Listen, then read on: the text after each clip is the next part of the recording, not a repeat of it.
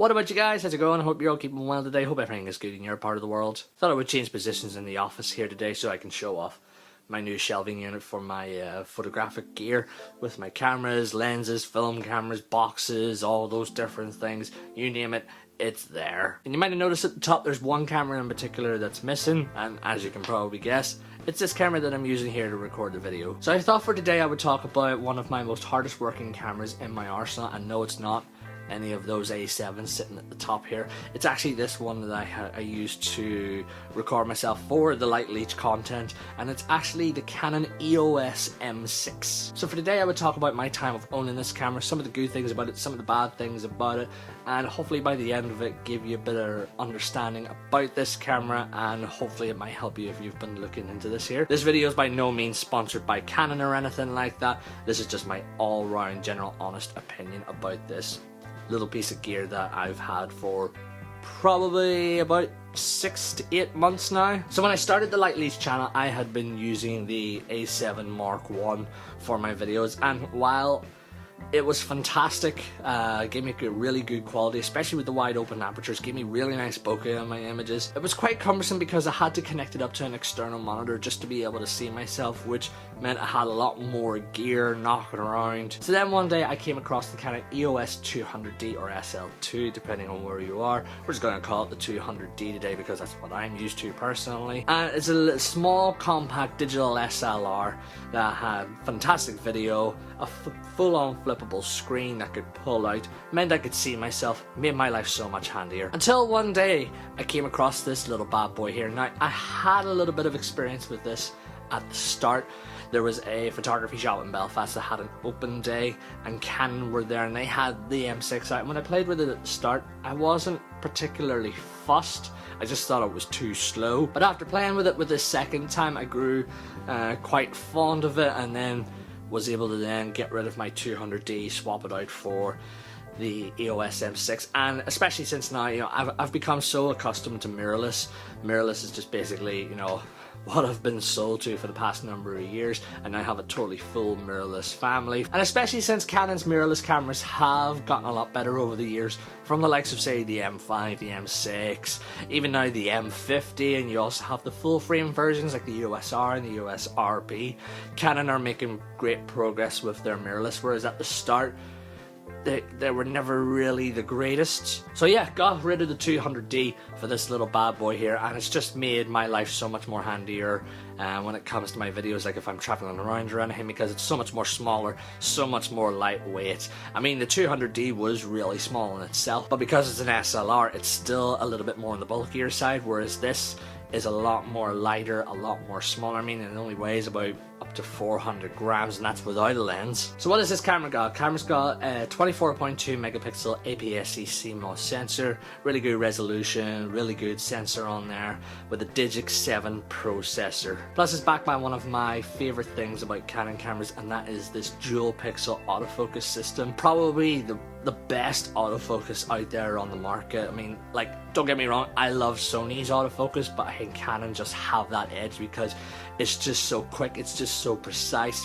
Like for me, if I'm recording myself, if I'm vlogging, you know, it'll constantly lock onto my face and track me as much as I move or anything. If I'm out and about, it just makes my life so much more handier. I have so much confidence in this autofocus. So very similar to the 200D, there is a flippable screen here. Now the 200D had a 270 degree touch screen where it pulled out, flipped around, all those different things, whereas the M6 has a 180 degree touch screen. Now this is where I come to one of the bad points about this camera, especially if you're a vlogger and you have quite a big microphone on your camera, is that if you flip the screen around and you have the microphone on top, you're not exactly going to see yourself.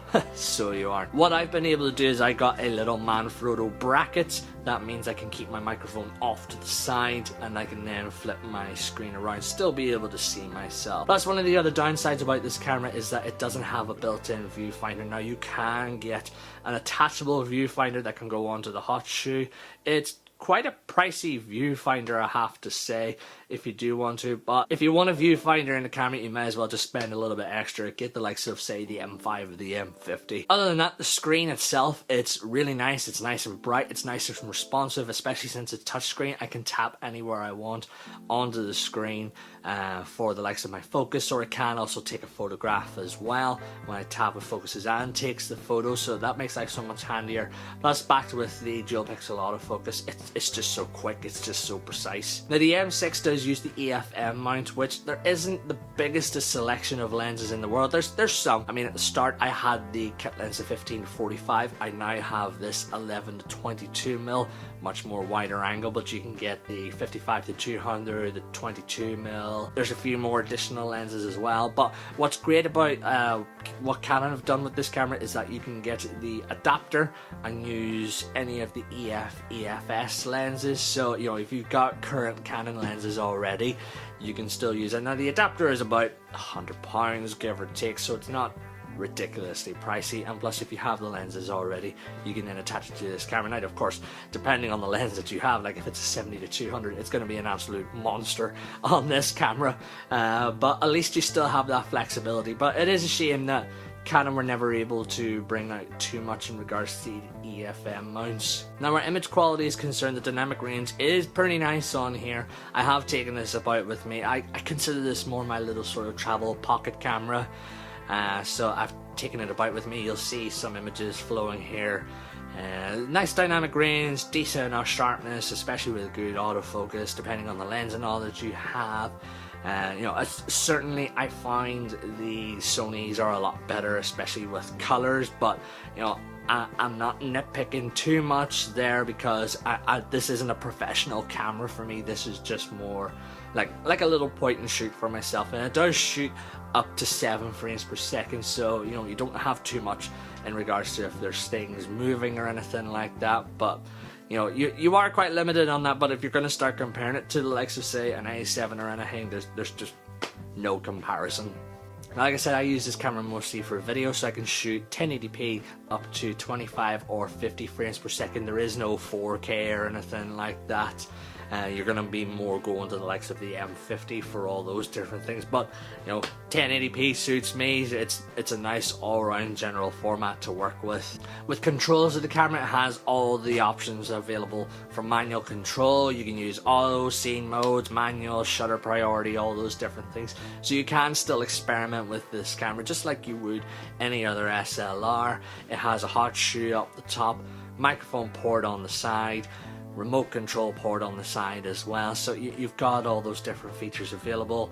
It's a nice robust camera, it feels good in the hand, it has a nice big bulky grip on the side. For such a wee camera, you know, it does feel good whenever you're carrying it about. And then Canon's touchscreens are the nicest touchscreens I've ever played about with. It's so much more handier for not just with playing with focus, but even just scrolling through the menu or anything like that. I can tap on the different areas of the menu that I can go to and just change all those different things, so I don't have to use buttons all the time. Yes, there is some buttons there, but I don't have to use it all the time. And the battery is the LPE17, which isn't a bad battery, I have to say. I mean, I know with mirrorless the battery life was never really the best on any form of mirrorless camera, but the E17 can last a good long time.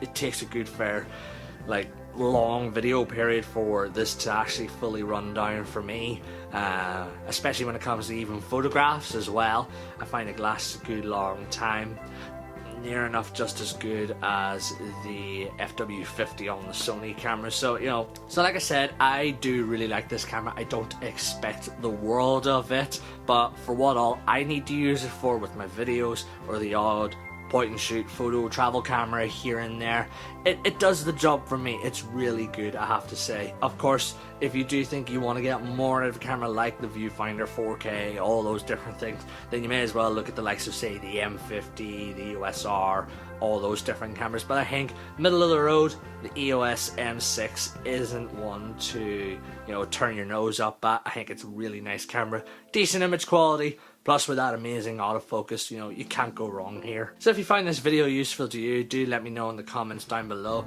and don't be afraid to like, share and press that wee subscribe button so you can stay up to date with more videos. But until then guys, take care and enjoy the rest of your day.